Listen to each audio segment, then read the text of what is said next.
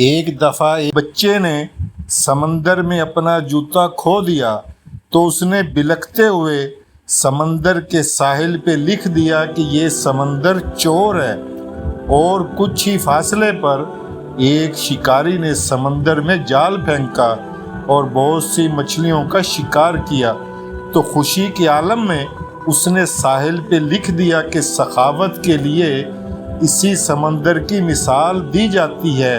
اے بحر سخاوت، سخاوت تم سے اور تم سخاوت سے ہو۔ ایک نوجوان غوطہ خور نے سمندر میں غوطہ لگایا اور وہ اس کا آخری غوطہ ثابت ہوا۔ کنارے پر بیٹھی غمزدہ ماں نے ریت پر ٹپکتے ہوئے آنسوؤں کے ساتھ لکھ دیا، یہ سمندر قاتل ہے۔ ایک بوڑھے آدمی کو سمندر نے موتی کا تحفہ دیا تو اس نے فرط جذبات میں آ کر ساحل سمندر پر لکھ دیا کہ یہ سمندر کریم ہے، کرامت اس سے، اور یہ کرامت کی مثال ہے۔ پھر ایک بہت بڑی لہر آئی اور اس نے سب کا لکھا ہوا مٹا دیا۔ لوگوں کی باتوں پر کان مت دھرو، ہر آدمی وہ کہتا ہے جہاں سے وہ دیکھتا ہے۔ ایک دفعہ ایک بھیڑیے نے کتے کو نصیحت کرتے ہوئے کہا کہ کزن، آپ نے انسانوں کو کیسا پایا؟ کتے نے جواب دیا، جب وہ کسی کو حقیر سمجھتے ہیں تو اسے کتا کہتے ہیں۔ بھیڑیا، کیا تم نے ان کے بچوں کو کھایا؟ کتا، نہیں۔